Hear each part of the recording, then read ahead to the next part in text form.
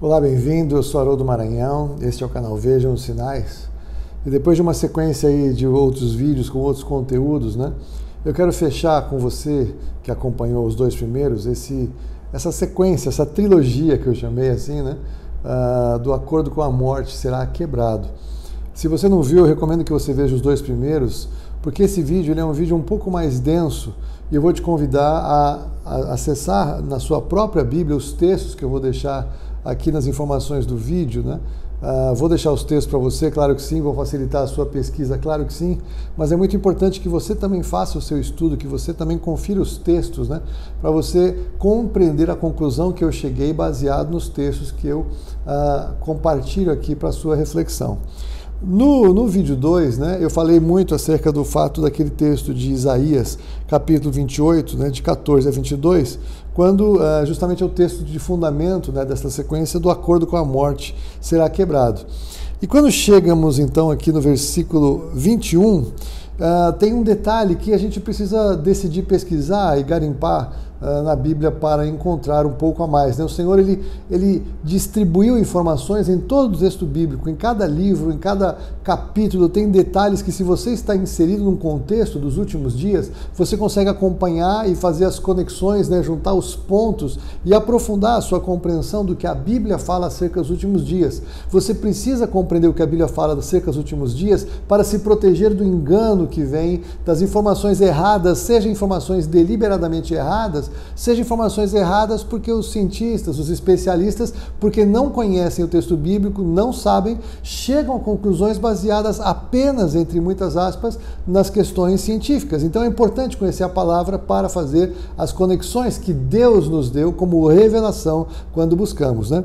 Então no versículo 21 do capítulo de Isaías, que a gente tem aqui como fundamento, o Senhor mandou Isaías dizer o seguinte: porque o Senhor se levantará como no monte Perizim, e se irará como no como no vale de Gibeão, para realizar a sua obra, a sua estranha obra. Então o Senhor, ele relata, ele faz uma comparação entre o texto de Isaías com o que aconteceu em Perazim e com o que aconteceu em Gibeão. E se você passar batido, você vai perder informações importantes. Por quê? Porque essas informações estão na Bíblia. É só a gente pesquisar, procurar, garimpar, que encontraremos as informações que o Senhor deixou pistas, né, para que nós possamos encontrar e possamos compreender alguns pontos que Ele quer trazer para o nosso conhecimento. Então veja, primeiro sobre Perazim, eu vou deixar os textos aí, mas em 2 Samuel, capítulo 5, versículo 20, nós vemos o Senhor falar o seguinte, né? Então veio Davi a Baal Perazim e os derrotou ali. E disse: rompeu o Senhor as fileiras inimigas diante de mim, como quem rompe águas. Por isso chamou o nome daquele lugar Baal Perazim. E os filisteus deixaram lá os seus ídolos, e Davi e os seus homens os levaram. Então veja, o Senhor trouxe um juízo neste lugar, e uma marca importante acerca dos filisteus, que era o povo inimigo do povo de Deus. Eles deixaram lá os seus ídolos. E é interessante, porque eu já fiz essa comparação em outros vídeos, porque o texto de Isaías capítulo 2, versículos 19 a 21, é um texto paralelo com o texto que eu compartilhei com vocês em Apocalipse capítulo 6, o sexto selo. Você vai encontrar isso aqui na sequência dos poderes do céu serão abalados, e também na série da inversão dos polos magnéticos, em que eu mostro que o que vai acontecer relatado em Apocalipse no sexto selo aponta para esta data em que muitas coisas vão acontecer no céu, e as pessoas então vão estar nos montes, vão estar se escondendo. É o relato claro que nós temos ali. E esse texto de Isaías 2:21, ele é um texto paralelo em que ele nos diz o quê? Que então os homens se meterão nas cavernas das rochas e nos buracos da terra ante o terror e a glória, ante o terror do Senhor e a glória da sua majestade, quando ele se levantar para espantar a terra. Naquele dia os homens lançarão às toupeiras e aos morcegos os seus ídolos de prata e os seus ídolos de ouro que fizeram para ante eles se prostrarem, e meter-se-ão pelas fendas das rochas e pelas cavernas das penhas ante o terror do Senhor e a glória da sua majestade, quando ele se levantar para espantar a terra. Aquele texto de Apocalipse nós percebemos que é o momento do juízo, e as próprias pessoas que estão naquela situação horrível, abandonados ali à própria sorte, eles vão dizer o quê? Que eles estão vendo o Senhor, estão vendo a glória do Senhor, é o dia do Senhor, chegou o dia da ira do Senhor, e quem pode suster-se, quem pode sobreviver, quem pode escapar disso? E o texto de Isaías nos mostra, então, algo muito importante, porque eu lembro que naqueles vídeos, eu recomendo que você veja, se você quiser aprofundar, eu deixo claro que naquele texto de Apocalipse capítulo 6, logo no capítulo 7, há um arrebatamento naquele lugar, porque aparece então uma multidão diante do trono do Senhor. Leia o capítulo 7 de Apocalipse, na sequência do capítulo 6. E Isaías, ele nos lança à luz o quê? Você imagina a cena, eu imagino assim. Eu estou conectando os textos e imagino assim, quero que você reflita se você concorda comigo ou não, mas imagina a cena, todo mundo é informado de que vem grandes tsunamis, acontece um terremoto em escala global, é isso que acontece no sexto selo, as pessoas fogem para as montanhas, estão todos lá, então você imagina as pessoas estão fazendo o quê? Fazendo as suas orações. Você já viu um avião quando passa por uma terrível turbulência e que todo mundo pensa que não vai chegar, que vai cair o avião, todo mundo começa a fazer ali as suas superstições, as suas rezas, aqueles que são de Jesus começam a orar ao Senhor em nome de Jesus, não é isso? É a hora em que as pessoas buscam escape, buscam proteção espiritual. Imagine nesse momento sem precedentes na história da humanidade. Muitas pessoas estarão ali com os seus ídolos, estarão com as suas imagens, estarão com os seus amuletos, todos estarão ali. E os cristãos que estiverem nesse lugar, nesse momento, vão fazer o quê? Vão orar ao Senhor.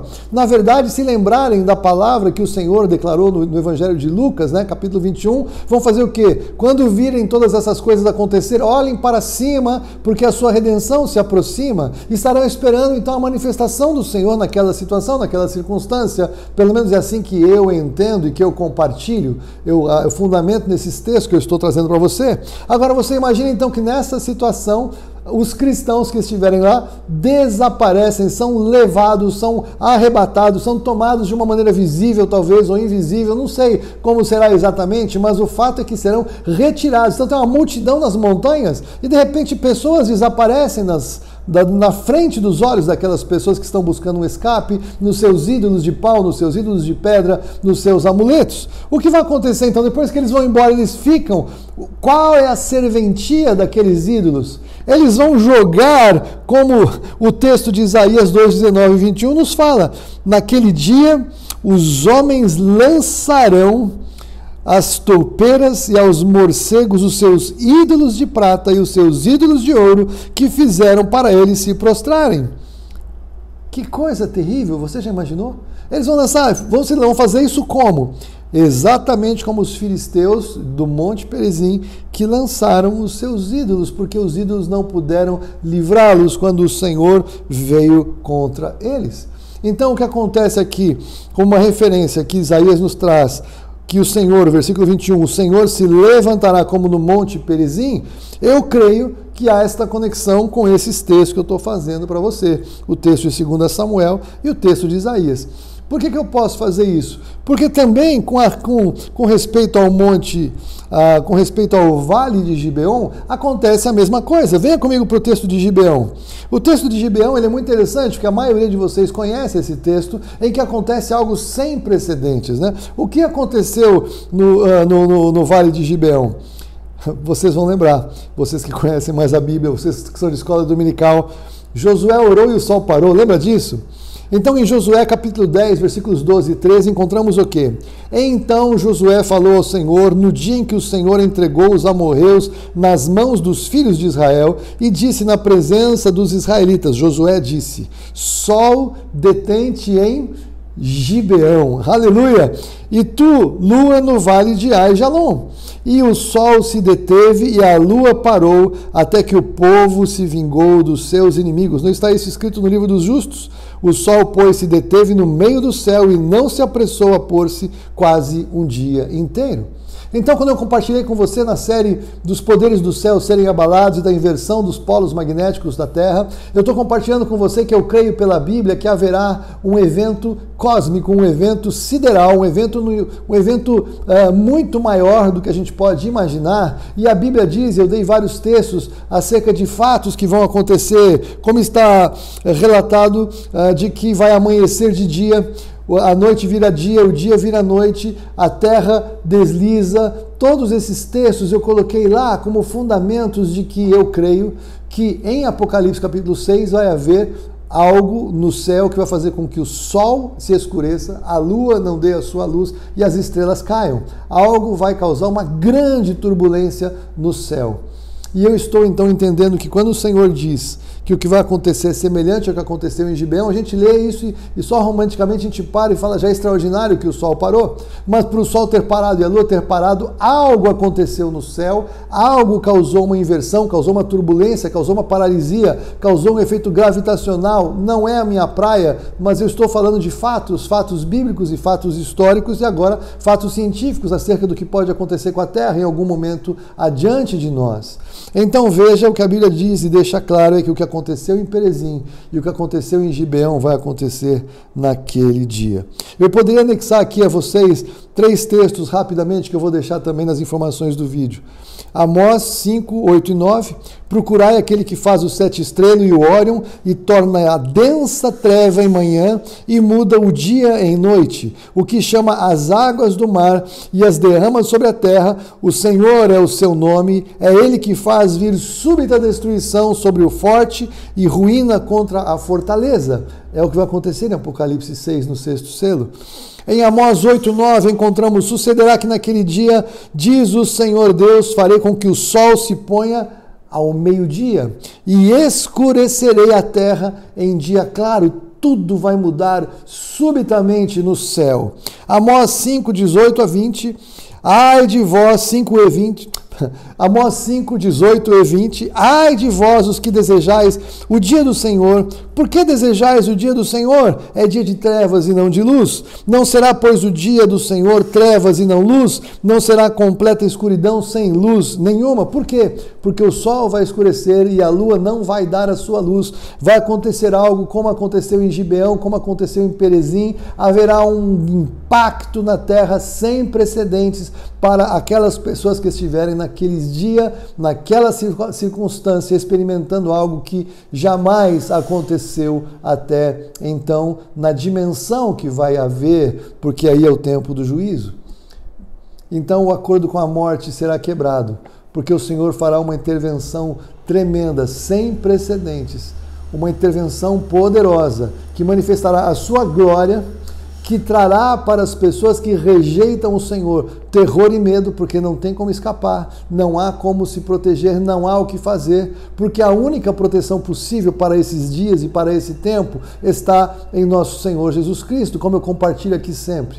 Muita gente está vendendo soluções para tentar escapar do juízo. Os bunkers, é o que eu estou tratando aqui com você, não tem como proteger. Subir ao céu não tem como proteger. Assista essa série, os 3 vídeos sobre o acordo com a morte será quebrado. Não há como ser livrado naquele dia, não há quem possa oferecer proteção senão o Senhor, o nosso Deus. E a Bíblia toda ela fala exatamente acerca disso. Livramento do Senhor, salvação em nome do Senhor, vida eterna em nome do Senhor. E tudo isso não está nos evangélicos, ou na igreja evangélica, ou na minha igreja, ou numa religião, numa superstição, numa filosofia. A única maneira de estar protegido para este dia é estar no Senhor Jesus, o Senhor e Salvador, aquele que era, que é e que há de vir, a manifestação do Senhor Deus, o Todo-Poderoso, feita em carne, para que nós pudéssemos entender e receber a mensagem, a pregação, o livramento do Senhor. Meu querido e minha querida, esse é um tempo em que você tem ouvido tanta gente falar tantas coisas, que o mundo está mudando.